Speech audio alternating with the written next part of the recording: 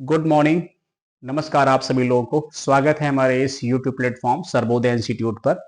और सभी लोग करंट अफेयर के लिए जरूर हमारे प्लेटफॉर्म से जुड़िए, ठीक है। और जो आपके दोस्त मित्र सहयोगी हैं उनको भी थोड़ा सा आप लोग सपोर्ट कर सकते हो ना।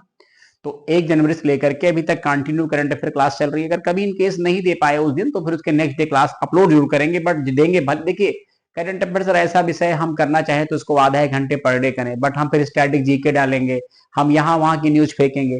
अगर हकीकत देखें तो पर डे काम की न्यूज मुश्किल को 5 से 10 होती है बस। बहाना करना हो, पढ़ाना हो, घुमाना हो तो हम बहुत कुछ जोड़ दें, बहुत कुछ कहानी गाड़ दें, लेकिन उससे फायदा क्या। तो 10-15 मिनट की क्लास पर डे मिलती है, उसको पढ़ लिया करो। कोई अगर कोई खास न्यूज रह भी जाएगी तो उसको अगले दिन फिर जोड़ के पढ़ा देंगे, क्योंकि ऐसा कोई व्यक्ति बना ही नहीं है जो 100% न्यूज कवर करा दे। कभी नहीं हो सकता, चाहे मेरे से पढ़ो चाहे कहीं से पढ़ो। वो कह सकता है बट होगा नहीं। अब ये जो न्यूज है ये 28 जैन की न्यूज है ना।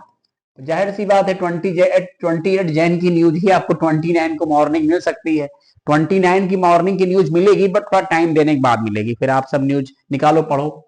तो अभी हाल ही में किससे इजराइल में भारत का नया राजदूत नियुक्त किया गया है? Jitendra Pal Singh, Mahesh Kumar Agarwal, Alok Singh, none of these. तो इसका राइट आंसर क्या हो जाएगा? जितेंद्र पाल सिंह ना। ये सब नोट कर लीजिए, कभी कभी ऐसे क्वेश्चन आते हैं, कभी नहीं भी आते हैं। इसके बाद अगला क्वेश्चन क्या है, ज्यादा कुछ समझाने वाला उसमें है नहीं। अभी हाल ही में आईडीबीआई बैंक के एमडी या सीईओ के रूप में किसे नियुक्त किया गया है ना। तो ध्यान रखेंगे, राकेश शर्मा, विनोद कुमार, अमिताभ चौधरी, नॉट और एक हो जाएगा। तो राइट आंसर राकेश शर्मा है। तो जो एमडी सीईओ होते हैं इनका 3 इयर्स का कार्यकाल होता है ना, ये ध्यान रखेंगे। अब आईडीबीआई एक प्राइवेट बैंक है, प्राइवेट बैंक है और इसका एलआईसी ऑनर है, ठीक। और आईडीबीआई फुल फॉर्म क्या हो जाएगा? Industrial development bank of India, 1964, headquarter Mumbai, MDC और राकेश शर्मा। ध्यान रखेंगे, इसको एलआईसी ने परचेज कर लिया है ना। तो अब ये प्राइवेट बैंक है, गवर्नमेंट नहीं है आईडीबीआई बैंक। एक बात ये समझ में आ गई। अगला पॉइंट क्या है ये देख लो आप लोग, ये भी इंपॉर्टेंट है। ये अभी पहली बार हो रहा है, हुआ हो गया अभी हाल ही में। महिला हॉकी इंडिया लीग 2024-25 का पहला संस्करण किसने जीत लिया? मोस्ट इंपॉर्टेंट क्वेश्चन है। और अभी इसका आयोजन कहाँ किया गया है?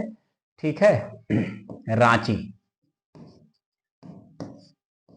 ठीक है, तो ध्यान रखेंगे इसका। ठीक है, अब इसके अलावा क्या है जो है, मतलब यहाँ पर जीता कौन है? उड़ीसा वॉरियर्स ना। और हारी कौन है? सुरमा हॉकी क्लब। और इसमें 4 ही टीम शामिल हैं, सिर्फ उनके ही नाम मेंशन है। पहला संस्करण हुआ है। तो ध्यान रखेंगे 24-25 में महिला हॉकी इंडिया लीग का ना। पुरुषों का तो 6वां हो रहा है, वो भी चल रहा है, उसका भी रिजल्ट आएगा। तो उड़ीसा वॉरियर जीती है, सुरमा हॉकी क्लब को हराया है। ये दिल्ली पीपल्स और वेस्ट बंगाल टाइगर्स और उसकी टीमें है ना। तो ये ध्यान रखेंगे, पहला हॉकी जैसे आईपीएल होता है उसी के तर्ज पे ये भी गेम हो रहा है। इसके बाद अगला क्वेश्चन क्या है, कह रहे हैं कि हाल ही में अंतरराष्ट्रीय स्वच्छ ऊर्जा दिवस कब मनाया गया? तो इसमें सीधे सीधे आंसर 26 जनवरी है। थीम इसका क्या हो जाएगा? Climate change, the need for a global energy transition ना, ये हो जाएगा क्वेश्चन ना। इसके बाद क्या क्वेश्चन है अगला देख लो, ये भी इंपॉर्टेंट है। अभी आईसीआईसीआई ने सब जारी किया है अभी हाल ही में। किसे ICICI women's ODI cricketer of the year 2024 जो है चुना गया है? तो स्मृति मंधाना इसमें राइट आंसर हो जाएगा। ठीक है, अभी पुरुषों का तो हमने पहले बोला था ना। इसके बाद क्या है वो देख लेंगे आप लोग वीडियो में। कह रहे हैं अभी हाल ही में आधार नहीं आर्द्र भूमि है, ये कहीं थोड़ा सा आर्द्र भूमि वेटलैंड जिसको बोलते हैं, आर्द्र भूमि मान्यता प्राप्त शहरों, ठीक है, शहरों की सूची में कितने भारतीय शहरों को शामिल किया गया? तो इसका आंसर 2 है ना। अभी 2 के नाम इधर नीचे व्याख्या में लिखे हुए, तो बार बार लिखने कोई नीड नहीं है, इसको यहां से पढ़ लीजिए आप लोग।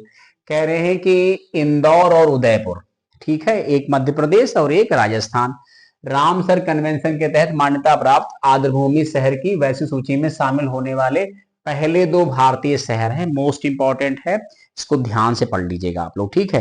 क्योंकि ऐसे क्वेश्चन बच्चा अक्सर एग्जाम में आते हैं। होता क्या है, जब पढ़ते तब तो ध्यान रहता है, और जब पेपर देने जाओ तो सब हो जाता है हौच पौच, क्योंकि उस समय आपके पास बहुत कुछ दिमाग में भरा रहता है ना। फिर क्या लिखा है? भारतीय शहर हैं, इस नवीनतम सूची में 31 नए शहरों को मान्यता दी गई है, जिनमें भारत के 2 शहर शामिल। ऐसे शहरों की वैश्विक सूची में संख्या 74 हो गई, सबसे ज्यादा चाइना के हैं, बट हमें उससे कोई मतलब नहीं है, चाहे चीन से। अगला क्वेश्चन देखो, बड़ा अच्छा है, मोस्ट इंपॉर्टेंट है ना। वित्त मंत्रालय ने एकीकृत पेंशन जो है, एकीकृत पेंशन योजना को, जिसको आप लोग कहते हो UPS, unified payment system, unified pension scheme, sorry, unified pension scheme. हो सकता है आपके एग्जाम में इसका फुल फॉर्म पूछ लिया जाए। कब से लागू करने का निर्णय लिया है, ये ऑप्शन दे रखे, इसका राइट आंसर क्या हो जाएगा, 1 अप्रैल 2025। वित्त मंत्रालय ने एकीकृत पेंशन योजना यूपीएस को अधिसूचित कर दिया है। यूपीएस उन केंद्रीय सरकारी कर्मचारियों पर लागू होगा जो राष्ट्रीय पेंशन प्रणाली एनपीएस के तहत आते हैं और इसी के तहत इस विकल्प को चुनते हैं ना। जो एनपीएस में आएंगे उन्हीं को मिलेगा, थोड़ा बेटर है भाई। देखो, एक ओपीएस थी, ओल्ड पेंशन, फिर एक नेशनल पेंशन आई, नेशनल पेंशन। जो दोनों सेटिस्फाई नहीं है वो यूपीएस में चले जाएं। ओपीएस तो वैसे भी नहीं मिलेगी, ओल्ड पेंशन खत्म ही कर दी गवर्नमेंट ने, क्योंकि उस पर बड़ा लोड आ रहा था गवर्नमेंट के ऊपर। वित्त मंत्रालय के द्वारा शनिवार को प्रकाशित सूचना के अनुसार कर्मचारी के सेवा से हटाए जाने या बर्खास्त किए जाने या इस्तीफा देने की स्थिति में यूपीएस या सुनिश्चित मतलब भुगतान उपलब्ध नहीं होगा। 24 जनवरी की सूचना के अनुसार पूर्ण सुनिश्चित भुगतान की दर सेवानिवृत्ति से ठीक पहले, जब आप रिटायरमेंट हो रहे होंगे, औसत 12 महीने का आपका मूल वेतन देखा जाएगा। उसकी 50% आपकी क्या बनेगी, जो है यूपीएस बनेगी। यही मतलब कहने का यहाँ कहा गया है। फिलहाल 25 साल की न्यूनतम सेवा के अधीन होगा और उसमें कुछ ना कुछ 10,000 मिनिमम पेंशन आपको मिलेगी, उससे ज्यादा ही मिलेगी, ऐसा उन्होंने समझा रखा है। ठीक है, फिर लिखा है 23 लाख सरकारी कर्मचारियों को यूपीएस एनपीएस के बीच चयन करने का विकल्प देगी, जो 1 जनवरी 2004 को लागू हुई थी ना। अगला क्वेश्चन क्या है, इसको पढ़ लेंगे, ये भी मोस्ट इंपॉर्टेंट है।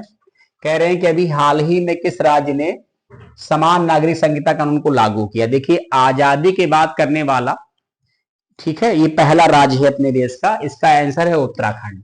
और कब से लागू होगा ये यहाँ देखो लिखा हुआ है, इसको पढ़ लेंगे, थोड़ी व्याख्या है तो इससे आपका काम चल जाएगा। क्या लिखा हुआ है, उत्तराखंड में समान नागरिक संहिता कानून यूसीसी 27 जनवरी से लागू हो जाएगा। इसी दिन से यूसीसी पोर्टल भी शुरू हो जाएगा। 27 जनवरी को उत्तराखंड में समान नागरिकता दिवस भी मनाया जाएगा। 28 जनवरी को प्रधानमंत्री नरेंद्र मोदी उत्तराखंड वैसे भी आ रहे हैं, क्योंकि मोदी यहाँ 38वें राष्ट्रीय खेलों का शुभारंभ करेंगे। इसके साथ ही उत्तराखंड यूसी लागू करने वाला देश का पहला राज्य बन जाएगा। सबसे पहला गोवा था, बट गोवा आजादी पहले से है। ये आजादी के बाद पहला राज्य है जिसने इस प्रकार की व्यवस्था की है। और जो समान नागरिक संहिता है, केंद्र और राज्य दोनों का विषय है। अगर इसने कर दिया है तो और राज्य भी लागू होंगे। मतलब कहने का कुछ फायदे भी हैं तो कुछ नुकसान भी है। तो फायदा देखिए, नुकसान क्यों देखते हो। संपत्ति में बेटों साथ बेटियों का भी जो है अधिकार, लिविंग रिलेशनशिप कॉन्सेप्ट मतलब खत्म। ठीक है, शादी के लिए रजिस्ट्रेशन करना अनिवार्य, ये मुस्लिमों के लिए 4 शादी खत्म, 1 मैरिज वाला कॉन्सेप्ट जो उत्तराखंड में रहने वाले। उत्तराखंड ही वो राज्य है जिसकी दूसरी भाषा क्या है, मतलब संस्कृत है ना, पहली हिंदी है। तो ये सब बातें ध्यान रखेंगे, ऐसे क्वेश्चन एग्जाम में जरूर आते हैं। और हमें लगता है यही न्यूज इतनी आपके लिए सफिशिएंट। बाकी फिर जब कल आएगा तो कल की न्यूज कभी ज्यादा होती है तो कभी कम होती है, ये सिलसिला चलता रहेगा। हम नहीं कह सकते कभी 8 मिनट, कभी 12-15 मिनट, इतनी न्यूज होगी उतना ही डिस्कशन करेंगे। चलिए, बहुत बहुत धन्यवाद, थैंक यू सो मच। ठीक है, पढ़ते रहिए, जहां कुछ लगता है तो कमेंट करिए और अपनी बात कहिए, हम रिप्लाई करेंगे। ठीक है, थैंक यू।